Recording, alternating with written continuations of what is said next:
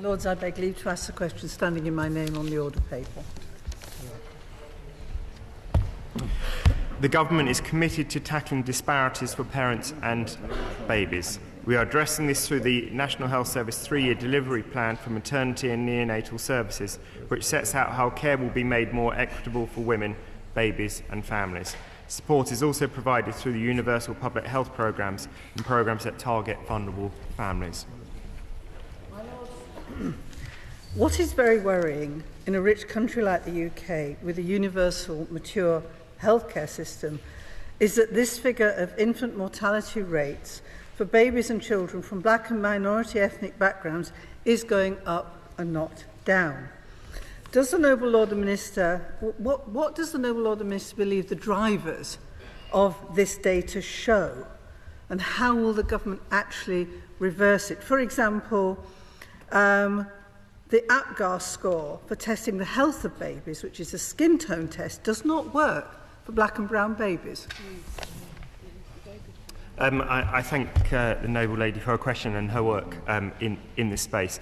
I have tried to delve into the numbers, and it seems that about roughly half the reasons why black and ethnic minority people have the higher death rates are to do with socioeconomic and lifestyle factors, so where they live, levels of obesity, drinking, smoking, those sort of factors. And so clearly behind that there's a lot that needs to be done in terms of education, support, folic acid in bread and folic acid generally.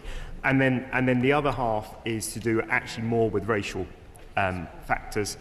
English as a second language is a key thing behind that.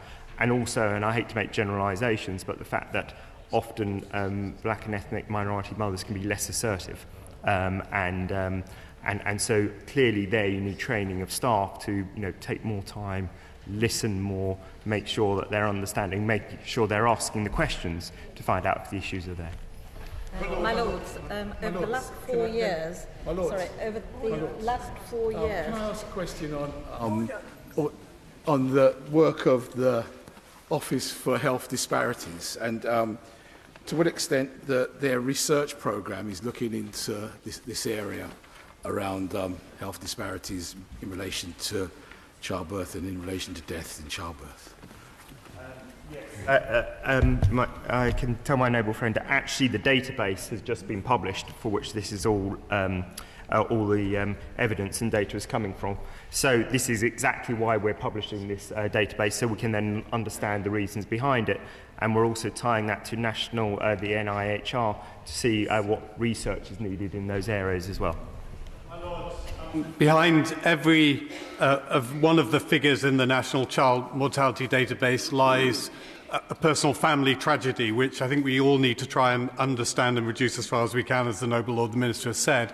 If we look at the regional breakdown of the figures, we see that there is much less variation between the different ethnicities in London than in the other English regions. Will the Noble Lord the Minister look into that, see if there are things that we can learn from London, that perhaps the staff are following procedures where they're more responsive to people from varied cultural and ethnic backgrounds, so that those lessons can be applied in the rest of England?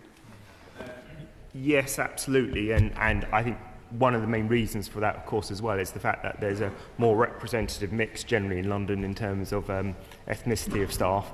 And so, they're obviously better placed to understand and work, but clearly we need to increase training as well as recruitment across the rest of the country to make sure they achieve the same levels. My Lords, the Noble Lord the Minister will know how highly regarded he is in this place as one of the most caring members of the government. But what does he say to the comments by the President of the Royal College for Paediatrics about how troubling these figures are in a wealthy nation such as ours, and about child poverty in this country being a driver for child mortality? What is the government going to do about that? Yes. Well, I think specifically on that, actually, I think that's what the Best Start to Life programme is all about. It's focused on the 75 most deprived areas and local authorities, and that's the joint Department of Health and DFE £300 million initiative. And as the noble lady might be aware, Andrea Leadsom, the whole reason she wanted to become a minister, and I was talking to her about this yesterday, or come back to being a minister, was absolutely to drive this programme because she's passionate behind it. And I know the work they're doing through the family hubs, making sure the whole family are involved in it, bringing the dads and those sort of action, and very much focus about making sure we tackle it. Every year, 4,000 babies die due to pregnancy-specific conditions such as preterm birth and preeclampsia, but only 73% of drugs given to pregnant women have safety information. 73% do not have any safety information, and only one drug has been specifically developed for use in pregnancy over the last 30 years. During that time, 600 drugs have been developed for cardiac conditions. Can I ask the Minister to look at a report for safe and effective medicines for use in pregnancy, a call to action from the University of Birmingham? It offers sensible and effective ways to put this right and to reduce deaths in pregnancy. Yes, I would be very happy to take that up on the suggestion of my noble friend, and also make sure that the regulators, NICE and MHRA, are linked into that as well. This has shown that the mortality rate among Gypsy, Roma and traveller children is far higher than among any other minority ethnic group.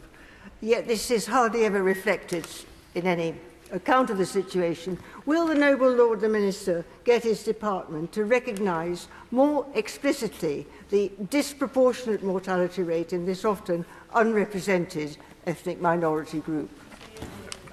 Yes, quite specifically, obviously we want to find out every group and then understand the targeted action around it. One of the things that I'm actually quite interested in is we've got 13 local authority pilots which are taking troubled families. Again, noble lords will have often heard me say one of the most effective bits of joined up government I've ever seen was the Troubled Families initiative led by Baroness Casey, really putting cross-government services together, wrap around, so they can identify those community groups and particularly those families and really provide cross-government help.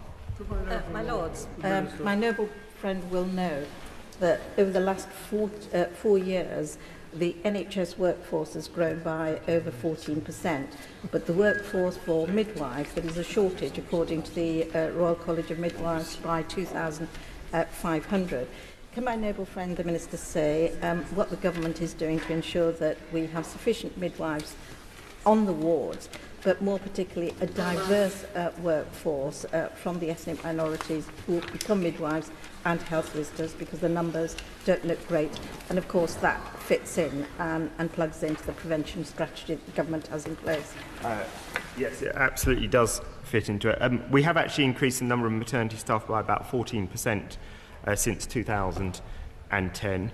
And of course the long-term workforce plan is all about making spaces for 1,000 extra students and having many routes into it as well. I think, again, noble lords have often heard me talk about how my mother got into nursing actually as an older mum, and she got into maternity services. So I think some of the apprenticeships and the later life action as well, you shouldn't only be a graduate. We all know that often you know much more about life when you're that bit older, especially if you've previously been a mum. My lords, child mortality rates in all high-income countries, apart from this country, are improving. What is it about this country that is creating this, and what evidence has the government got to show that there is a specific problem here, and what are the measures and the dates by which they will be tackled? Well, I've specifically also investigated those infant mortality rates. Actually, if you look at it, the increase is in the pre-24-week term ones. So post-24 weeks, it's actually been stable, the data is showing. And so then I've been trying to drill down to understand why is that within less than 24 weeks. Clearly more work needs to be done. But we all are also changing the way that is being measured. So we're indicating a lot more to understand if there were early signs of life. If there aren't seen as early signs of life, that's not recorded as a death. Now what we're trying to do is actually, there's a lot more investigation to understand those early signs of life. So that can actually increase the numbers just because of that change in measurement, but happy to go into more detail on that. The question from my noble friend, Lady Chakrabarti. The Joseph Rowntree Foundation report recently on destitution found that minority ethnic groups are disproportionately affected by destitution. What steps are the government taking directly to reduce destitution among this group? Well, again, noble lords will know that housing, to my mind, is key to so much of that, and what we're doing in terms of the whole building programmes and the million extra houses is a key part of that. If you look into health across the board, the homeless, for instance, are the people who actually use A&E services more than ever and need it more. So clearly, to me, that's the root cause that we need to be tackling.